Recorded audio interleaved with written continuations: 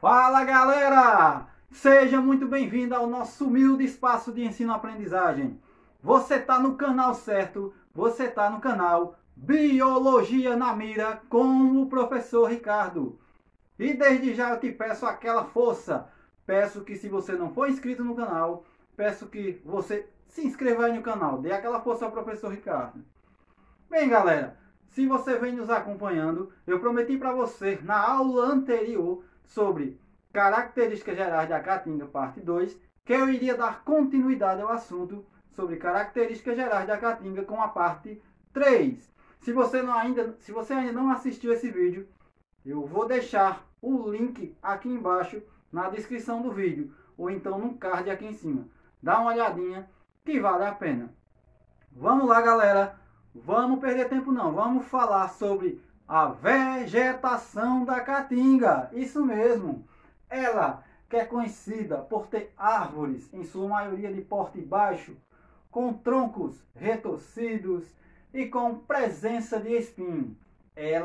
Esta vegetação que perde suas folhas, acaba perdendo suas folhas durante a estiagem, durante o período seco. Vamos para o quadro, vem para cá com o professor Ricardo. Já vou te dando uma dica que as informações importantes você vai anotando aí, porque aluno que não nota não passa na prova. Fica ligado. Bem, pessoal, as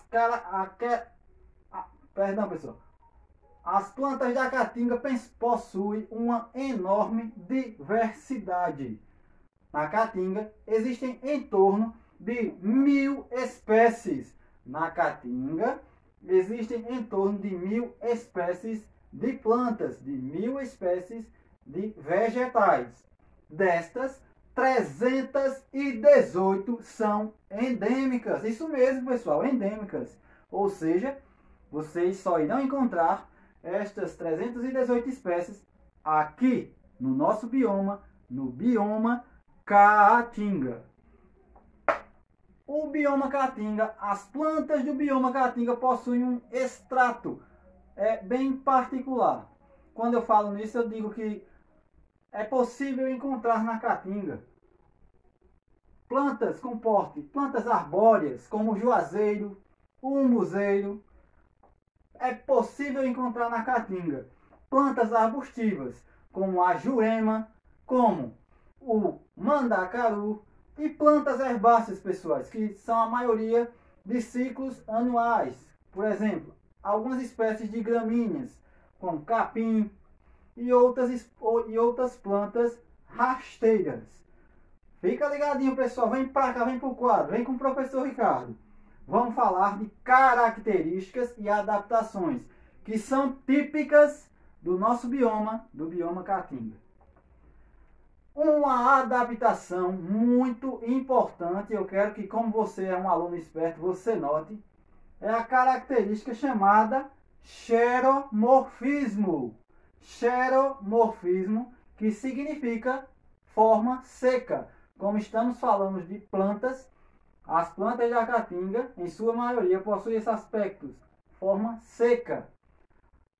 Por quê? Como você viu na aula anterior, dá lá uma olhadinha na videoaula anterior, as plantas da caatinga acabam perdendo as suas folhas no período de seca. Por isso ela possui essa característica, forma seca. Você deve estar se perguntando, professor, como é que eu faço para lembrar esse nome? Xeromorfismo. Já vou te dar uma dica, meu aluno.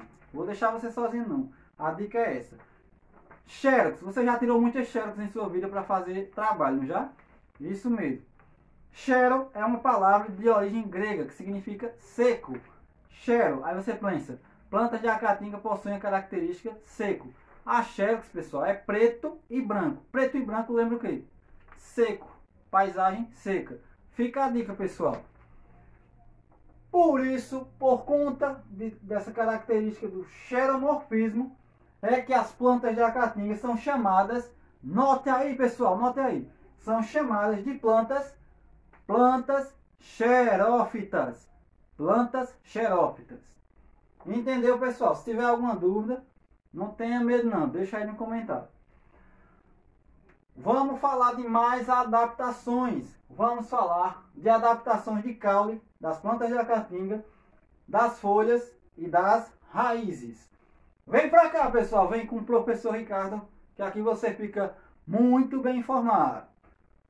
Existe uma adaptação muito típica das plantas de caatinga, adaptação de caule, que é o chamado cladódio. Isso mesmo, pessoal. Cladódio é o nome de uma adaptação do caule das plantas de caatinga. Quer um exemplo? Vou te mostrar na prática. A folha da palma, que muitos agricultores utilizam para fazer ração para os seus rebanhos aqui no sertão. A folha da palma não é uma folha, é uma adaptação de caule, chamado de cladódio. As folhas são os pequenos espinhos presentes nesse caule. Bem, pessoal, qual é a vantagem dessa planta ter sua adaptação? Qual é a vantagem desse tipo de adaptação de caule? Ele possibilita, ele teve suas folhas adaptadas em espinhos. Vou colocar aqui, pessoal, depois eu mostro. Ele teve suas folhas adaptadas em espinhos para evitar a perda de água durante as estações de seca. O cladódio possibilita, pessoal, que a planta faça um melhor armazenamento da água e de nutrientes, que é muito escasso durante as estações de seca, pessoal. Por isso que esse tipo de caule aqui oferece essa vantagem, porque ele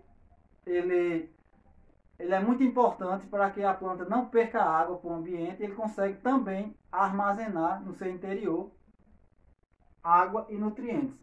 Ele também é muito importante para a realização da fotossíntese, porque, como você pode ver, pessoal, ele é todo verde, ou seja, ele é rico em clorofila, que ajuda a planta na sua fotossíntese. Outro caule, pessoal, também que eu trouxe para mostrar a vocês, e também segue essas mesmas características, é o caule do mandacaru, pessoal. Veja aí. Teve suas folhas adaptadas em espinhos, são caules achatados e, como eu disse a vocês, rico em pigmento verde, que permite a realização da fotossíntese e o armazenamento de água e nutrientes. Outra característica bem importante também dos espinhos desse tipo de vegetais é que os espinhos, eles também servem, além para prevenir a perda de água, ele também evita a herbivoria, que você deve estar se perguntando o que é herbivoria, pessoal. É evitar que um animal herbívoro vá lá e se alimente daquela planta. Ou seja, plantas com espinhos dificulta mais com que esses animais se alimentem da planta. Vamos para lá, pessoal. Vamos parar não. Vamos falar das adaptações das folhas das plantas da caatinga. Para evitar a perda de água, para o ambiente, principalmente em estações de seca, as plantas da caatinga, ao longo dos anos de evolução, tiveram o seu tamanho reduzido, ou seja, as folhas das plantas da caatinga tiveram o seu tamanho e formato reduzido, pessoal. Isso mesmo, com formato reduzido e o seu tamanho, as plantas de caatinga evoluíram para evitar, e quanto mais a folha maior, faz só uma ressalva, quanto maior o tamanho da folha, maior a perda de água pela transpiração. Por isso que as plantas de caatinga tiveram essa evolução, que é para evitar essa perda excessiva de água. Pessoal, as plantas de caatinga, durante o seu período de evolução, e eu quero que você note aí, que é muita informação, eu preciso que você note, pessoal. Dá uma pausa no vídeo e note. Durante o seu período, seu processo evolutivo, as plantas de caatinga também desenvolveram alguns anexos epidérmicos. Isso mesmo, pessoal, anexos epidérmicos, como pelos, ceras e cutículas. Os pelos são pequenos pelos que ficam na superfície da folha e em alguns caules, que também ajudam a reduzir a perda de água para o ambiente e, em alguns casos, também evita a herbivoria. Eu vou te dar um exemplo bem claro aqui, vou colocar na imagem. Isso, pessoal. Vou colocar essa imagem aqui, que é a planta chamada de urtiga, que ela é bem característica desse espelho. Tem as ceras também, que evitam a perda de água, e a cutícula. Isso mesmo, pessoal. Note aí. Vamos para a adaptação da raiz das plantas, pessoal. Vamos lá. Olha para cá. A adaptação da raiz das plantas. Isso mesmo. Algumas plantas da caatinga, ao longo de milhares de anos de sua evolução, tiveram adaptações também em suas raízes. Isso, pessoal, em suas raízes. O nome de uma dessas adaptações é o mais conhecido por xilopódio. Anote aí, pessoal, que vale a pena notar. Xilopódio. O xilopódio é um tipo de raiz, é um tubérculo, na verdade. É um tipo de raiz como fosse um tubérculo, ou seja, uma batata.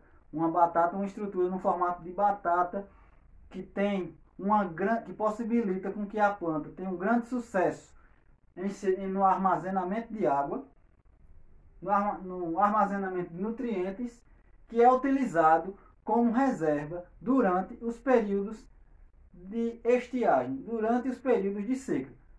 Quer um exemplo, né? Isso mesmo. O umbuzeiro. O umbuzeiro é uma espécie da caatinga que tem essas características em suas raízes. Essas raízes, por sua vez, só para melhorar o conhecimento de vocês, são utilizados por alguns moradores da caatinga para fazer algumas iguarias, como o doce de batata de imbu, por exemplo.